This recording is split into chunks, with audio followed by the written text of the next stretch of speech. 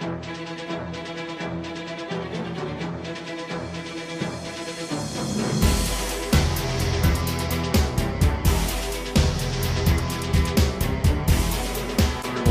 and welcome to another edition of the Citizen NFL Podcast. Happy to be back with you guys again after a successful first episode. The most successful podcast debut ever. Probably. Maybe in Citizen history. Well, now that I'm here, this will probably be the hugest numbers we've ever had for a Citizen Podcast. Hugest. Huge. You know. Which I guess I should introduce who will be joining me. By the way, I'm Justin Ritzel. The Ritz. Sitting here across the table from me, Mr. Robert Harding. You might recognize Indeed. Robert from, he was here last week. Yeah. Robert, how you doing? Some of us don't take vacations all summer. Oh, okay. I'm doing well. All right. It's good to be back. Joining me here on my left side, first time on the NFL podcast here at the Citizen, Mr. Chris Sciria. Chris, Thank you. How's it going? It's going great. I had a nice vacation. Went to spend some time in beautiful Buffalo, New York. Yeah, it was great being surrounded by all those Bills hats and T-shirts, and fortunately I escaped unscathed. And it's good to be back here in lovely Auburn, back at the Citizen, back to work, and finding out while I was gone that you guys started an NFL podcast, and something I heartily endorse and am looking forward to contributing to during the season. Very Well, nice. Chris, we heartily endorse your training camp scruff. Oh yes, it's. I think we could call this podcast "Two Beards and a Hat." You know? So there we go. Too bad you can't see this, man. But yeah, I am sporting some facial hair for the time being. That may change in the next few days, but for now, fear the beard. Bringing literal meaning to the phrase "grizzled veteran." Yes, there we go. Yeah. Love it. All right, guys. So obviously, we're about a week or two in a training camp now. Kind of I guess you could say the dog days of training camp before preseason games get started. But this weekend coming up is the NFL Hall of Fame induction ceremony. So I figured we could talk a little bit about that. Some pretty good names being inducted this weekend for the 2017 class. Could talk about them a little bit, and then talk about maybe who we'll be looking at a year from now as entering the Hall of Fame. So we don't want to go over the entire class, but kind of the headliners here, obviously, LaDainian Tomlinson, Terrell Davis, Kurt Warner, and then Jason Taylor. So I want to start off by talking about the two running backs, LT and TD. Where do you guys kind of stand on where those two rank as far as the best running backs in history? Because they got some pretty impressive numbers. Obviously, Terrell Davis didn't have much longevity, but his peak was as good as anybody. Right. Where do you guys stand on those two? You want me to go first? Oh, absolutely. Okay. Absolutely. LT, I mean, Tomlinson, I think he's one of the top 10 running backs all time. Okay. I wouldn't put him in the top 5, but he's between 6 and 10. He was a very good running back, had a decent career. I should say decent. His peak was very, very good, and arguably one of the best running back of the years between 2000 and 2010. Easily the best running back at that time. And he is in the top 10 all time. As for Terrell Davis, I'm one of those guys that says, to me, Hall of Fame means sustained excellence. I mean, you got to do it for more than just 2 or 3 years. You've got to have a very lengthy career, almost a decade-long career of excellence. Very good, to make it to the Hall of Fame. Now, Gale Sayers, I think, is is the person that a lot of people would compare Terrell Davis to, because Gale Sayers his career was cut short by injuries too. And but the numbers he put up when he did play were pretty good. The thing about Gale Sayers is it makes him different than Terrell Davis. Is Gale Sayers was also a punt returner and a kick returner, and he had great numbers in that aspect. And I believe Gale Sayers scored 6 touchdowns in one game one time. He did? Yes. Terrell Davis, I don't think he deserves to be in the Hall of Fame. I think that if he had kept going on the career arc that he was on, definitely a Hall of Famer. But he didn't do it. He had injuries. Doesn't deserve to be in, but obviously it's moot. He's going in. Sure, read right off my notes. I I don't, I agree what he said on LT. For me, Terrell Davis, I was a young football fan watching Terrell Davis. He had a great 3-4 year stretch when he first came into the league, and then obviously ran into some knee issues and that kind of thing. To me, was he great during that period? Absolutely. Does he deserve a spot in the Hall of Fame? Probably not. I think this is one of those picks where, and it's kind of rare for Hall of Fame voters to do this, but they part of their consideration is the potential that, oh well, if he had 10 years, he would have put together a Hall of Fame resume. So we're recognizing his ability and his potential. I'm not sure I like that so much because where do you draw the line on that? But he got voted in, so it's not like you can revoke it. No, you can't. He's a Hall of Famer. So. Yep, 7 seasons in the league, only 4, which were his first 4, where he played in 10-plus games. Those are also the years where he had over 1,000 rushing yards. And then he just, like Chris said, he just couldn't stay on the field in those years after the Broncos won their Super Bowls. Yeah, one thing about, I'm sorry to interrupt you, but Terrell Davis, another thing is a lot of people said that he's the reason why John Elway won those 2 Super Bowls at the end of his career, that if Terrell Davis had been playing for the Broncos earlier when they went to the Super Bowl in the late 80s, early 90s, that maybe they could have won some of those games. That's debatable. But then again, look at it this way. People say that Terrell Davis helped John Elway win the Super Bowl. It kind of goes both ways. I mean, you look what happened after Elway retired. I mean, did Davis carry that offense like he did when he was with Elway?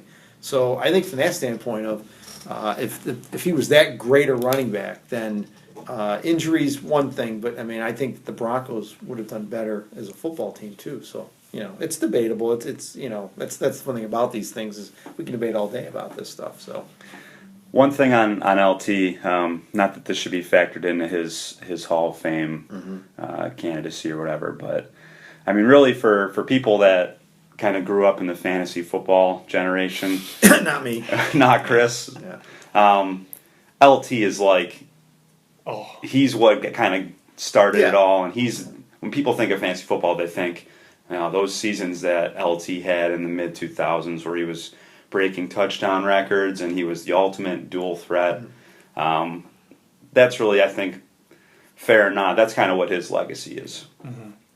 Now, similarly to Terrell Davis, another guy who had some very high peaks and also some very low lows was Kurt Warner. Mm-hmm. Appeared in 3 Super Bowls, won 1, 2-time MVP. Also, really kind of in the middle of his career, spent a couple years as a backup in Arizona. Had that one terrible year with the Giants. Mm-hmm. Where do you guys stand on him? Was he a lock for the Hall of Fame, or do you think maybe he should be on the outside looking in? I think it's interesting. I mean, based on what I just said about Terrell Davis, but I have a different view on Kurt Warner. I think he does deserve to get in. What he was able to do with multiple teams. The Giants notwithstanding. He led those Rams teams when they had a stacked roster. Trent Green was their quarterback at the time. When he went down, Kurt Warner comes up. People are like, who the heck's Kurt Warner? What's he going to do for us? And what he did was he took them to 2 Super Bowls and won one of those. And I mean, this is the Rams we're talking about. The Rams weren't exactly a team that many people thought could have done that back in the late 90s, early 2000s. But, the greatest show on turf. And, then later in his career with the Cardinals, what he did with that team, almost won that Super Bowl against the Steelers. Just a phenomenal job. And so I think, he had a little bit more longevity. There were definitely bumps in the road, but what he was able to do with different teams and, really some great players around him too, and he had success, I think is worthy of he's not a first ballot guy, but I think he, certainly deserves a bust in Canton. I've been debating this. I mean, I saw Kurt Warner play, in person. I was in St. Louis back in 2001. Saw the Dolphins play in St. Louis, and I'll never forget this. And I can remember it like it was yesterday. We're in the upper deck, and the Rams are like inside their own 10, maybe they're around the 20, but they're deep in their own territory. And Kurt Warner threw a pass, 50 yards in the air, and the receiver had his hands out, and obviously you can't see this, but he had his hands out like maybe a couple feet out away from his body.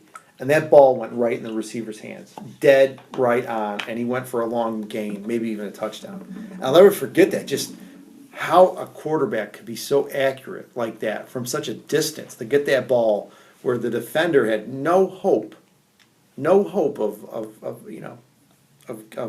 defending. And remember, the 2001 Dolphins, they had a pretty good defense that year. We're going to talk about Jason Taylor later, but yeah, Zach Thomas, Pat Surtain, Sam Madison, Tim Bowens. There were some very good defenders on that team.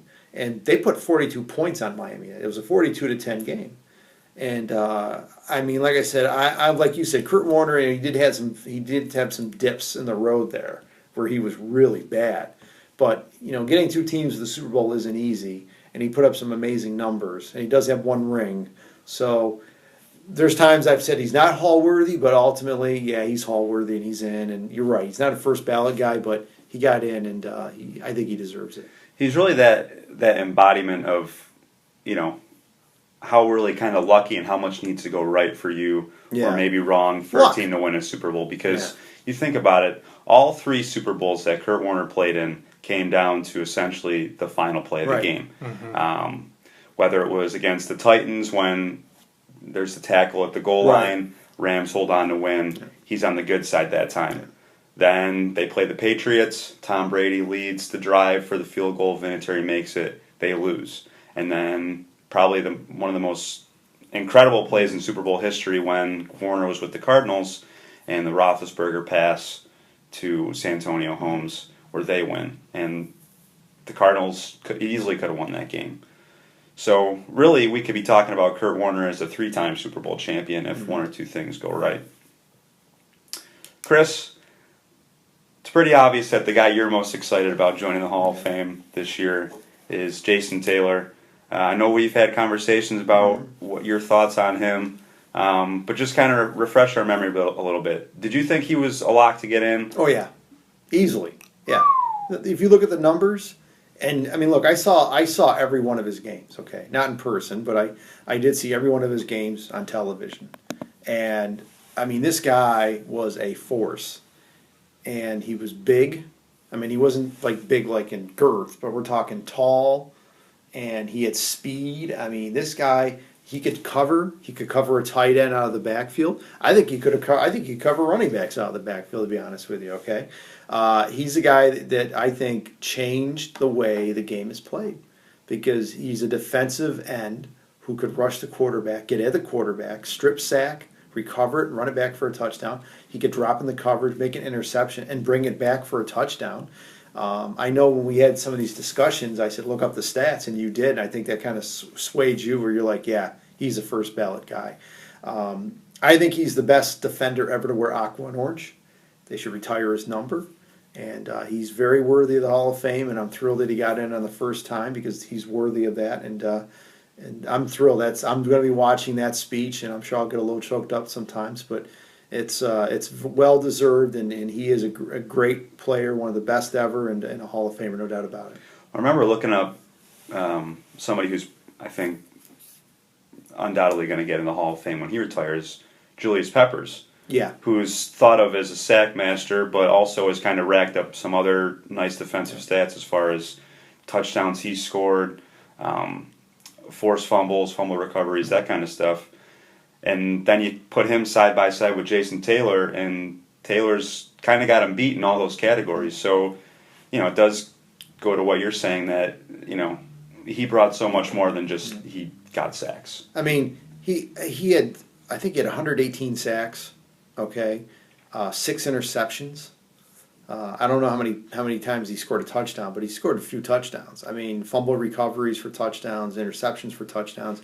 That's not easy to do, man. It's not easy for a defender to score a touchdown. It doesn't happen every game, if that, And for like I said, for what he did, and how he changed the way that defenders rush the edge and drop back and really wreak havoc on an offense. Like I said, I'm just thrilled he's going in on the first ballot because I think that he's worthy of that. Robert, your Buffalo Bills saw a lot of Jason Taylor. That's right. Obviously, with his years with the Dolphins, and then a couple of years with the Jets. I mean, kind of from an opposing fan's viewpoint, is Jason Taylor a guy that you were worried about every time you'd play the team he was on? Oh yeah, yeah. I mean, you're talking, for a lot of the reasons Chris said. I mean, you're talking about a guy who, in current terms would be almost on the level of like a J.J. Watt, or to look through, kind of some guys in recent history, like at the linebacker position, like a Ray Lewis type of impact. A guy who, he's versatile. He can rush the quarterback. He can stop the run. He can, cover tight ends, as Chris said.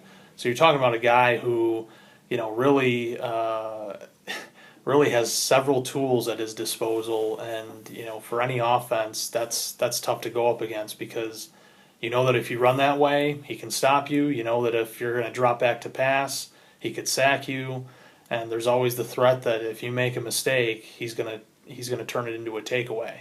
I always thought he, could be in the Hall of Fame. I think, you can get into kind of a debate over, first ballot, second ballot. I mean, you can do that with anybody. There's no question he should be in the Hall of Fame. Putting him in now, fine. Put him in. I mean, he deserves to be there. So, definitely he's earned his bust for sure.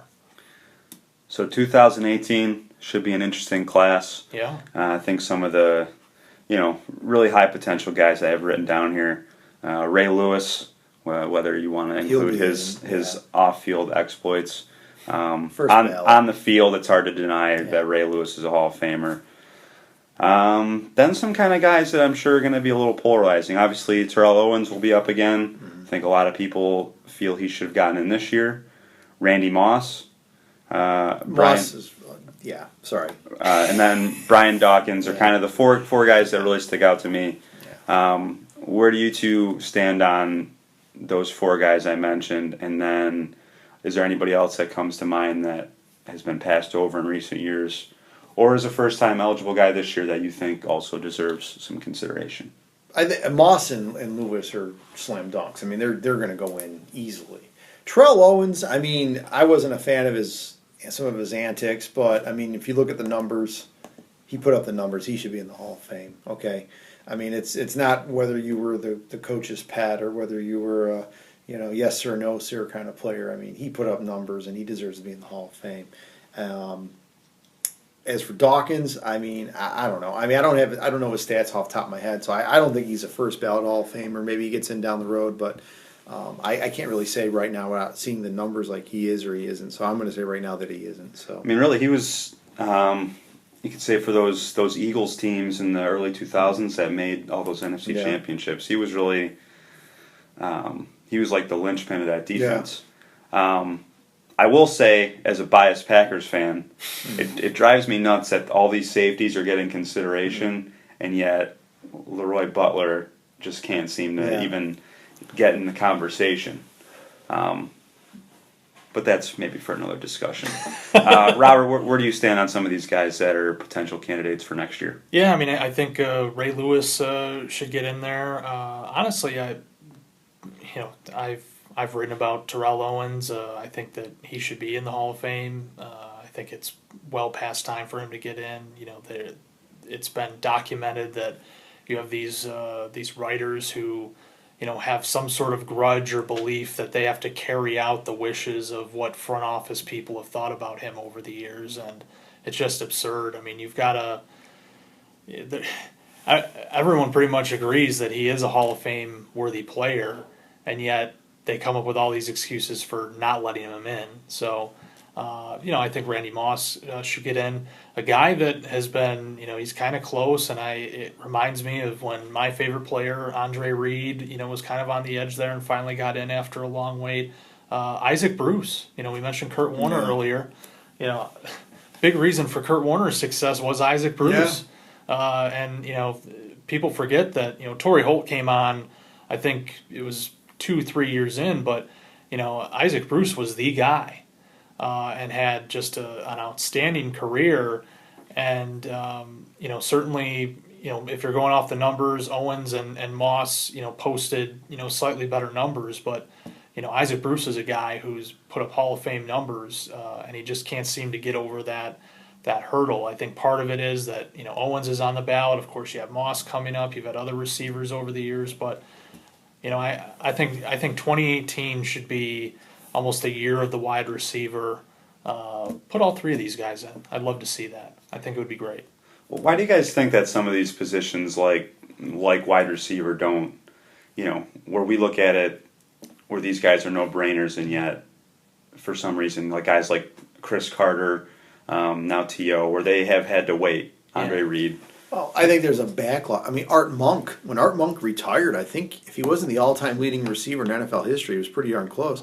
I think the problem is the way the game is played today. I mean, if you look at the numbers being put up by offenses, how do you stand out? Everybody is throwing the football. And I think it's tough as a wide receiver to stand out and say, yep, he's a Hall of Famer, when everybody is putting up big numbers. It's tough. I mean, like when Jerry Rice was in his prime, and for the 10 years that he dominated between 85 and 95, and even past 95, I mean, the numbers he put up were so much higher than everybody else's that it was easy to say, oh, yeah, he's going to be an easy Hall of Famer. I think nowadays, because the league is so geared towards offense, it's tough for one wide receiver to stand out head and shoulders above everybody else, where you look at hey, he's obviously the best guy in the game. In the NFL, right now, we say Antonio Brown. There's a lot of receivers you could say, this guy is the best guy in the game. It's not like a clear-cut thing. And I think with the Hall of Fame now that especially now, because like I said, the last 15 years where offenses have really started are taking over, it's tough for one receiver to stand out head and shoulders above somebody else. Randy Moss does. I mean, I think Randy Moss, look at the numbers he put up, but you just look at how he played the game, that, I mean, it was like a man against boys in certain situations. I know when he played for the Patriots in 2007, what he did against the Dolphins was sick. I mean, we're like 2-3 guys on top of him, and he would just jump up and catch the ball and go in the end zone, like I said, like he was playing with little kids or something like that. It was crazy. So we'll see. All right, guys. So I figured we'll wrap this podcast up by having a little fun. The other day, NFL.com posted a photo essay ranking the best triplets in the league. Sure, most football fans, when they hear the term triplets, they think Dallas Cowboys with Troy Aikman, Emmitt Smith, Michael Irvin. So that's kind of what we're thinking here too. So current NFL triplets. Here's NFL.com's top 5 list. They ranked the Pittsburgh Steelers with Roethlisberger, Lev Bell, Antonio Brown as number 1. The 2, Dallas Cowboys with Dak Prescott, Zeke Elliott, and Dez Bryant. Number 3, the Atlanta Falcons with Matt Ryan, Devontae Freeman, Julio Jones.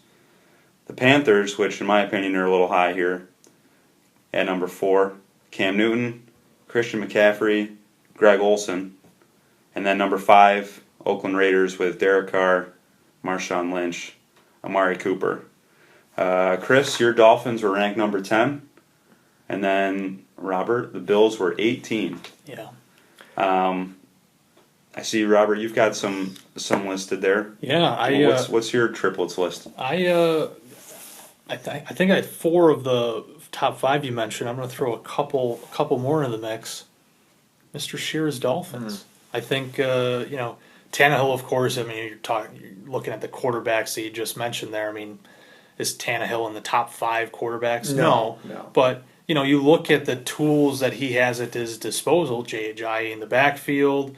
Jarvis Landry is the number 1 receiver I went with, but he's got Devontae Parker as well, and among others, Kenny Stills. So but if you're looking at those triplets, I think that's a pretty good trio right there. I mean, it's certainly better than what New England has. I mean, you've got Brady, but then who's the standout player? I mean, Brady really makes that offense, and in Miami, it's more of an all around trio. I also mentioned the Tampa Bay Buccaneers. I think this is a team that's on the upswing. They've got a lot of good young talent. You got Jameis Winston down there, Doug Martin, Mike Evans. To me, that's an underrated group right there. Winston's still young, developing.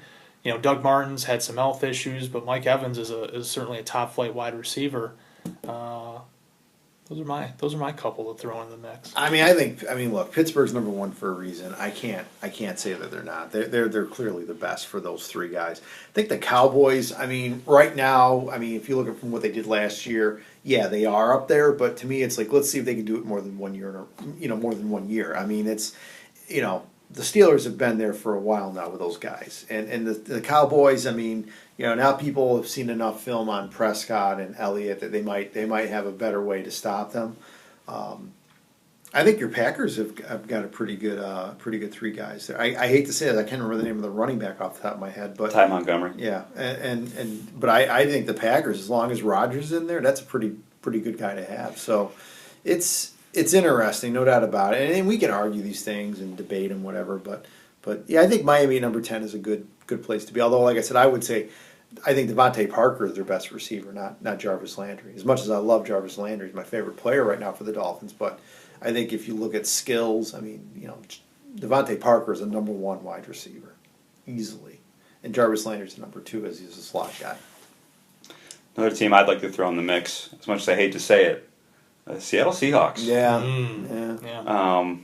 I'm kind of Russell Wilson's kind of a polarizing guy for me.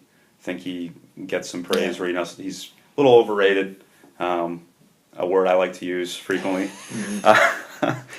But then they bring in Eddie Lacy, who I think a motivated Eddie Lacy is a very good running back, and then Doug Baldwin, who's super underrated. Him and Russell Wilson, that second half of 2015. They were putting up incredible numbers. So I like to see the Seahawks. I think they were a little underrated on this list. They were kind of middle of the pack. And then it is interesting that probably the two teams that people would say have the best quarterbacks with Green Bay and then New England, neither of them factored in the top five here. Yeah. Well, New England just doesn't have a running back. Mike Gillislee. Come on, let's see what he does when he's actually the featured back. We'll see. Oh, here you go. I could be wrong. He played for the Dolphins a little bit. There's talent. I'll give you that. But it's one thing to be the guy that you get occasional time. But when you're the lead guy, and you're there at least three downs, it's a lot different. We'll see. They are an interesting team. NFL.com didn't even list Gillislee is like the running back they had in consideration for this. They went with James White, so who's very good in his own right. But if you have a running back by the committee, it's tough to be like, oh, this is a trio. I do like the Raiders trio. Derek Carr, obviously, one of the best young quarterbacks in the league. They had Amari Cooper already, and then they had Marshawn Lynch into the mix. If Lynch is back to where he was, before he, took his hiatus. That's going to be a fun offense to watch this year. All right, guys. So it's been fun. Thanks for joining me once again, Chris. Our pleasure. Thanks for making your debut. It's special. Never forget your first time. Wow, that was said. All right, guys. Any closing thoughts before we wrap it up this week? Yeah, why is the Hall of Fame game on a Thursday night? It's supposed to be a Sunday night. It shouldn't be. It should be like the day after the induction ceremony. It's Thursday night. We're working. We won't be able to really watch it. It should be a Sunday night game, not a Thursday night game. You tell them. And it's come on. Otherwise than that, it's too early to be griping about anything. It's just thrilling that we have training camp and football's back. And we're actually going to start seeing some live action pretty soon. I'm excited as a Dolphins fan, obviously, but I'm kind of tentative. Hey, I've seen this team have a good year and then fall back to the pack, and J.J.'s got a concussion, so we'll see what happens. But I'm happy right now. Let's just put it that way. At least we're going to have a Hall of Fame game this year. That's true. That is a very good point, and we are going to have a Hall. The field is in better shape than it was last year, so yes. Robert, any closing thoughts?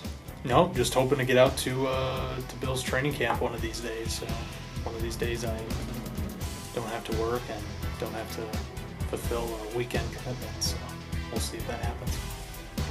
All right, guys. We'll close it up there. I'd like to thank all you listeners for tuning in. This is the Citizen NFL Podcast. Robert Harding, Chris Sciria, and Justin Ritzel. Thanks for joining. We'll hope to be back soon.